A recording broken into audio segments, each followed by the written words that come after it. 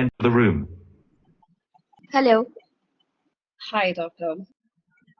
I'm one of the FI2s in GP surgery today. Are you James Wilson? Yes, that's correct. That's me. Okay, and can I confirm your age, please? I'm 19, doctor. All right, is that okay if I call you James today? Yes. Absolutely.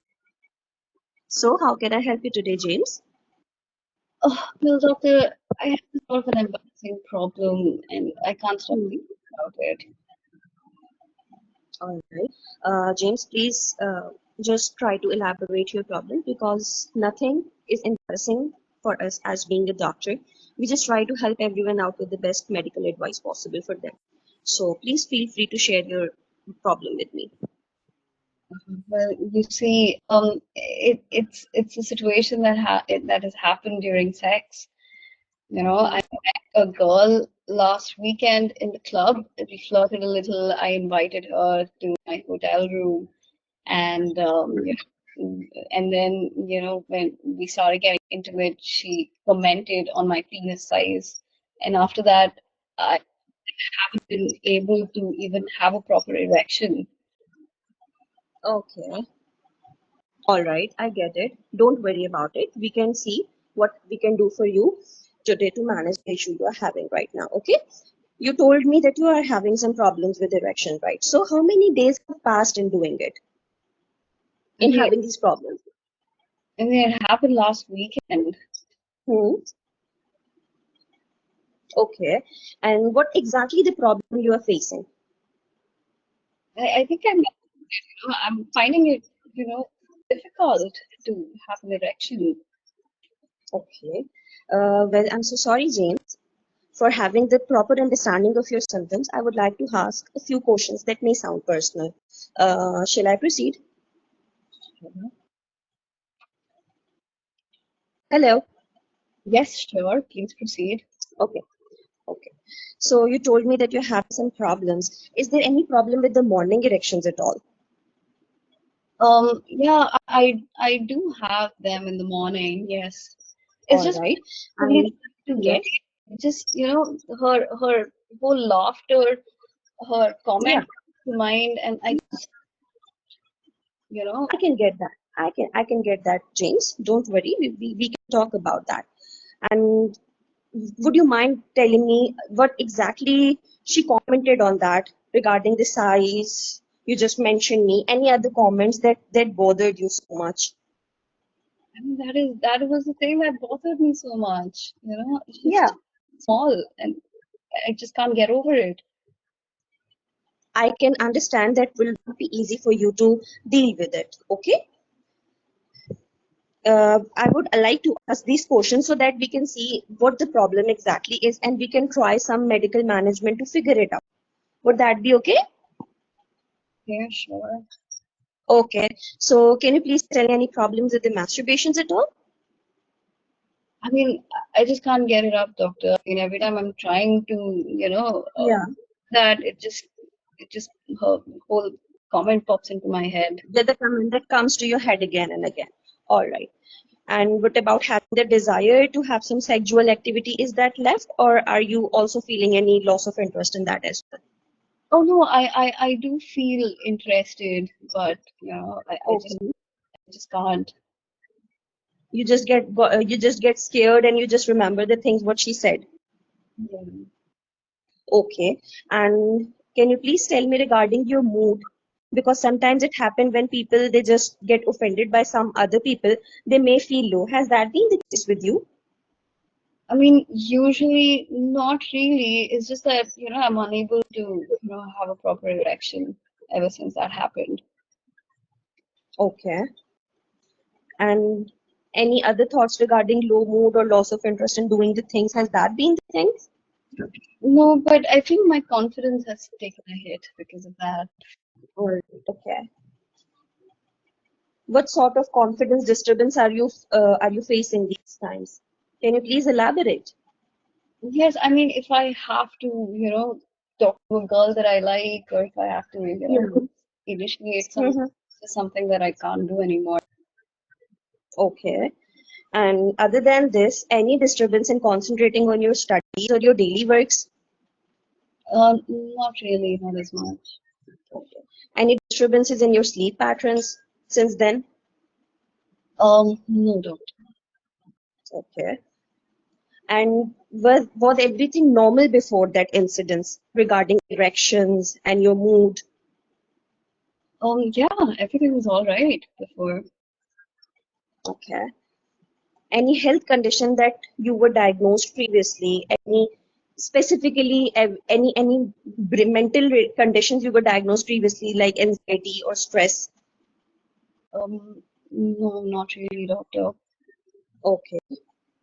And do you have enough support in the family or friends? Have you discussed this thing with anyone?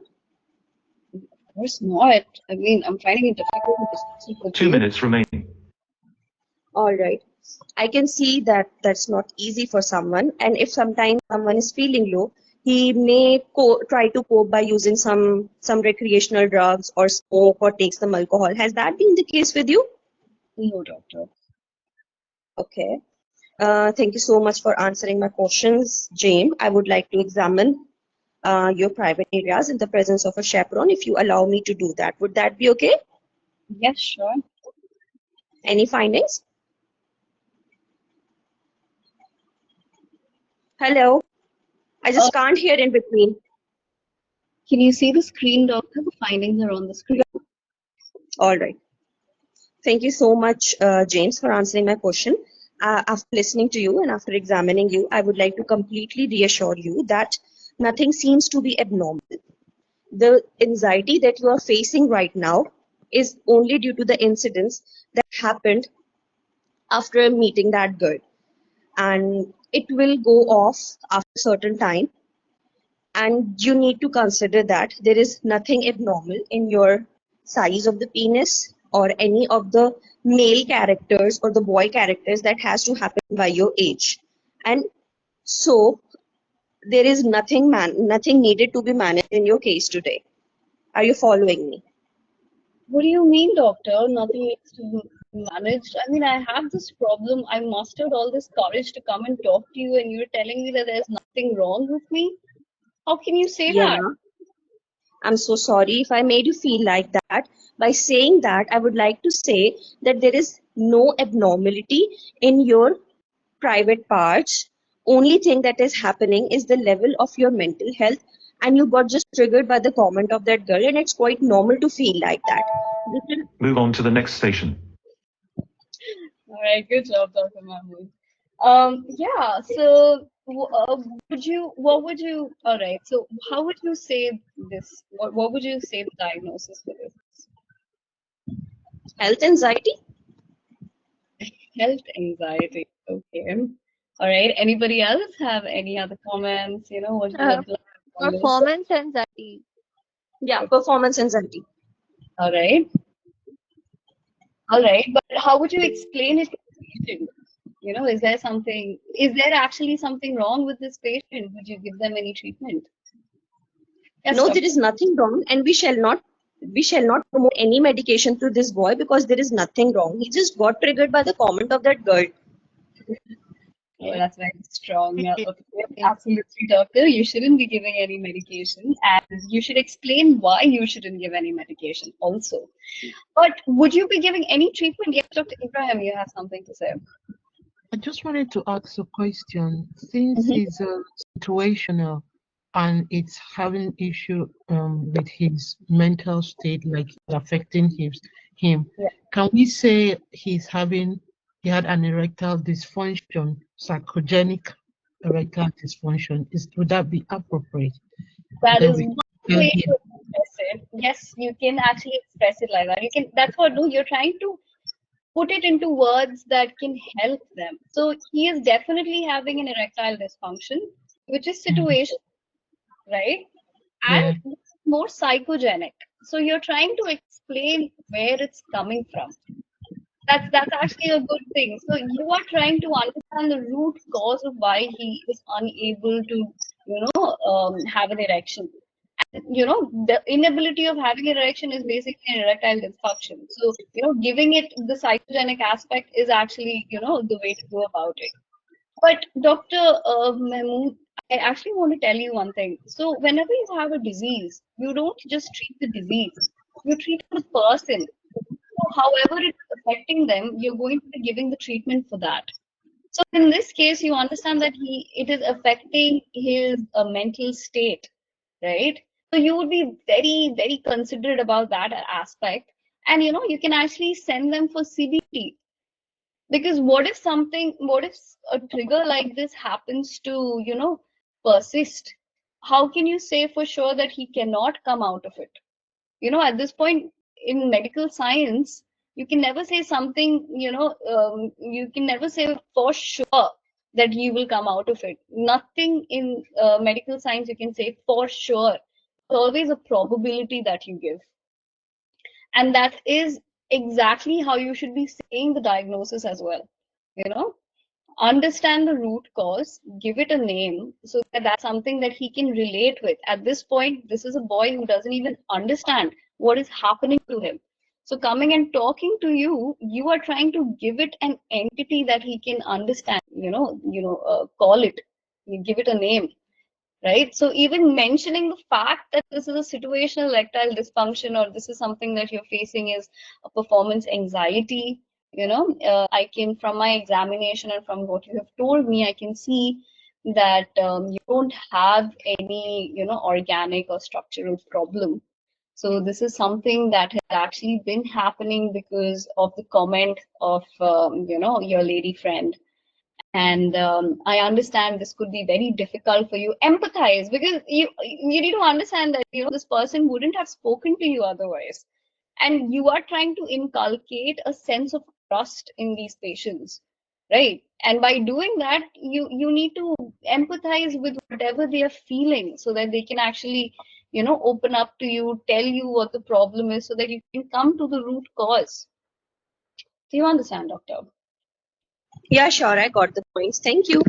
So the main thing to understand is any stressors, any lifestyle modifications that he needs to do. Because if those are, important aspects that you see that is wrong with him, you can bring it back in management. So that's why you asked all those questions of, how is it affecting your life? Do you have any stress?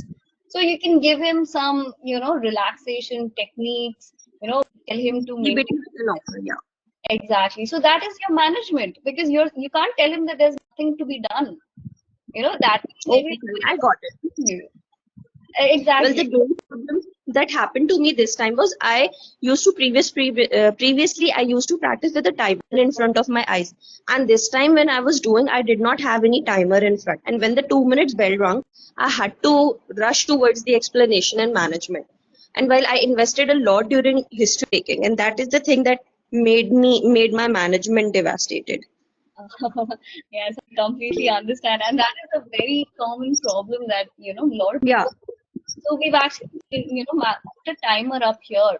So even when your consultation was going on, there was a timer that you could actually see how long. So even the yeah, but prompt, in actual exam there won't be any timer inside the room, I guess. but you will get the prompt. So that's why you have to, try to time yourself, try to All understand right, I got five it.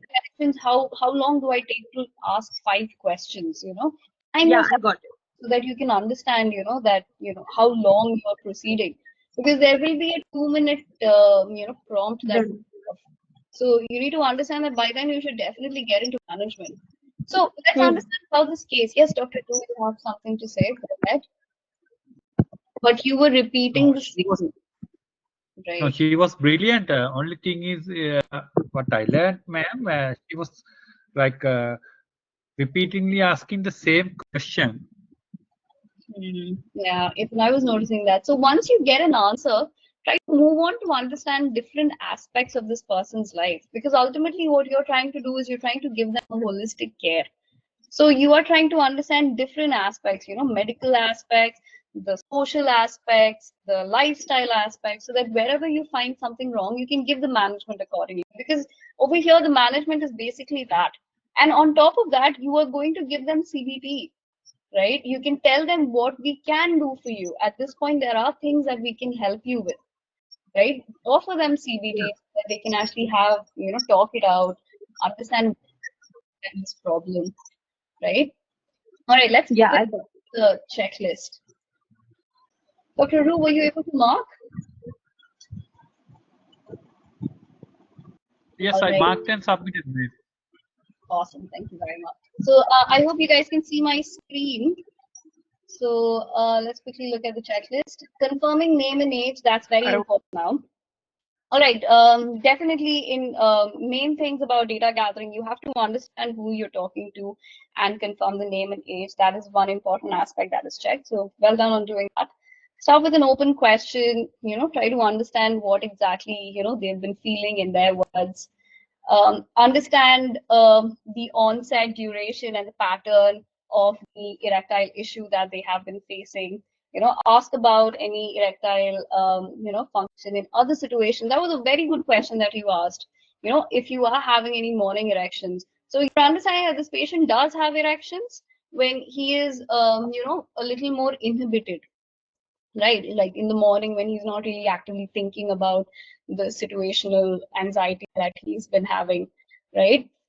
So, that's how you actually manage to explore the fact that, this was more psychogenic than, any organic problem. Apart from that, mental health, inquire about physical symptoms, any change in libido, that's very good question indeed. And assess the impact on the patient's health and well-being. Yeah, so once, if you see that the person is very hesitant to open up, one important thing that you actually try to do is explain your role to a patient. So whenever a patient comes to you, and they are not easily opening up, you start explaining your role, by saying that, I'm here to help you and understand what could be, bothering you. I'll try my best to help you in, medical management, or if I can get you in touch with the right kind of authorities that can, help you manage your situation. So explain your role, start, if it's difficult for the patient to open up. And then if they're still not opening up, the next thing that you can actually try doing is offer them confidentiality. One important aspect about offering confidentiality is, ask them, tell them that everything that we discuss in this consultation would be between you and my team until everybody is safe. Because even confidentiality also has its own limits, right? And then assess any stressors, including academic, family, financial, or relationship pressures. Apart from this particular incident, has he had any other such stressors, right?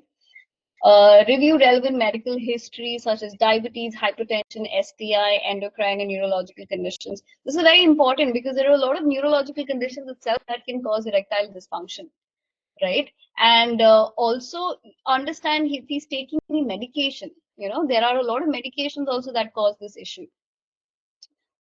All right. And some of the tests that you can actually do for this, especially if you have any, spinal cord related issue, you can try doing the cremasteric reflex test or the anal wink test, right? That actually sees your nerve innervation from L1 to L4, if I'm cremasteric, and S2 to S4 is anal wink.